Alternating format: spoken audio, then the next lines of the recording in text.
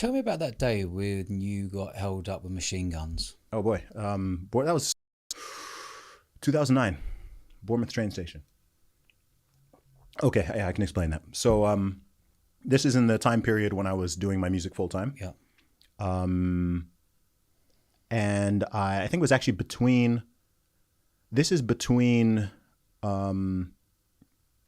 Oxford and my corporate job. Yeah. So I graduated, that would have been 2008.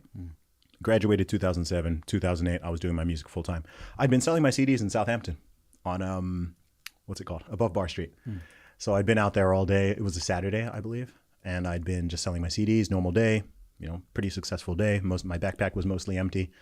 And I was on the train back to Bournemouth from Southampton, half-hour journey, simple. Done it a billion times. And I came out, the train stopped in Bournemouth station. I came out. I saw one of my friends actually, and I was in the process of saying hello to him. And actually, as the train was pulling up, I noticed that there were a lot of armed police on the platform. For non-UK listeners, you have to keep in mind that the British police typically don't carry guns. So it was like a firearm unit, which they normally have if there's like a criminal threat or a terrorist threat, that kind of thing. So I had noticed that, and I was just like, oh, okay, like there's something going on. But anyway, I come out the station about within 3 seconds of me coming off.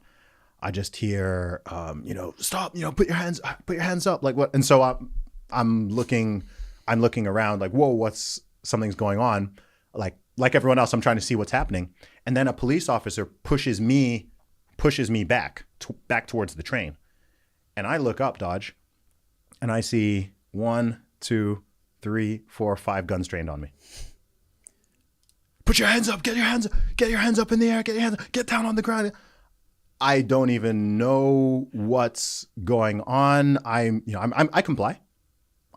Hands up in the air. Next thing I'm lying down, face down on the ground with my hands up. They're putting handcuffs on me. The arresting officer tells me I'm under arrest for a Section 1 firearms offense.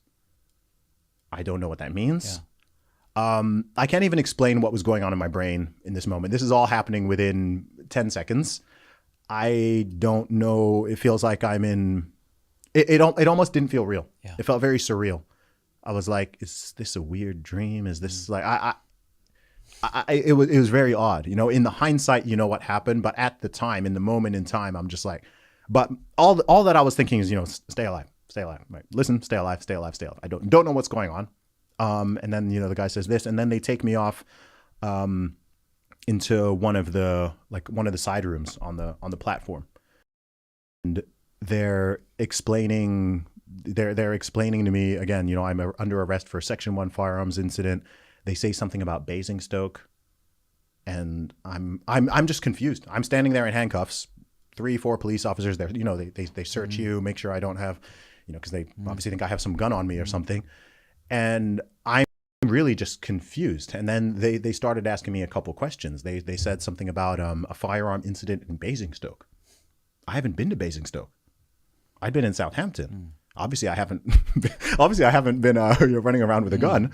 And so, even though I was very confused, at this point, I was already quite relieved because I didn't have any idea what was going on. But I know I haven't done anything. Yeah. I know I've done absolutely nothing. So whoever they think I am, whatever they think they've done, they're wrong. So I don't know how long this ordeal is going to take, but I really have nothing to fear at this point. The guns are no longer on me. I have nothing to fear because I haven't done anything wrong, So they're asking me all these questions, and it was interesting because as they continue to ask me things, I could tell as time went on, the arresting officers themselves, I could see that they were doubtful as to what had happened. Because I was like, because I had the ticket in my pocket, and I said, I haven't been to, I was like, I've been to, they were like, because I had my backpack on me, and they were like, what's in your backpack? I was like, some CDs and flyers and stuff. And they're like, they were asking me about it. I was like, yeah, I'm an independent rapper. I was just in Southampton city centers promoting my music today. You can look in the bag, like it's got the CD. They bring out the CD and it's got me on it, right? And they're like, I'm wearing my I'm down with Zuby Zuby. t-shirt, and so they're asking me all these questions, and I'm just like answering very honestly that, do you have anything else on, do you have any drugs on you or anything? I was like, no. I was like, I don't even drink alcohol, mate. Like I was like, like I'm like the most sober, I'm like, I'm like completely teetotal. I'm just like, no. Was there any anger in you at the time? Honestly, no. No, you were just at peace. No, Okay. I'm an extraordinarily calm person, thank God. Because if I had a different temperament, I think the outcome of this could have been very different. But I was very, very calm and, and respectful. And I even mentioned to them, I was there, I basically started telling them my story, because I just graduated from Oxford, and I'm there telling them that I graduated Computer from science. I'm there telling them my story, right? And so they're a bit like, I did hear one of them sort of whisper to, this doesn't seem like someone who would do X, Y, Z, whatever. Yeah. But I guess they had, they have to go through with the process. So I got taken over, and that was kind of weird because I kind of got like perp walked. In Bournemouth Station, there's the bridge.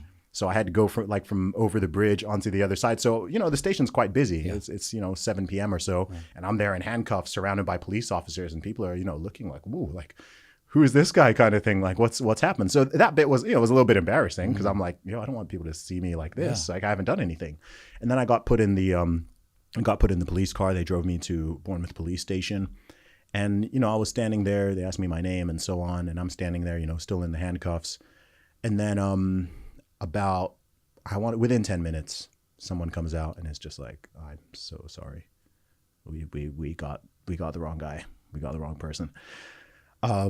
So, they apologized. They offered to drive me back home. I actually said, take me back to the station because I had my van parked there. They're like, are you sure? Like, I was like, yeah, just take me back to the station. Like, I'll drive back home. But then I got back home and I opened the door. And I just told my mom and dad were there. And I was just like, you guys are not going to believe what just happened. And then,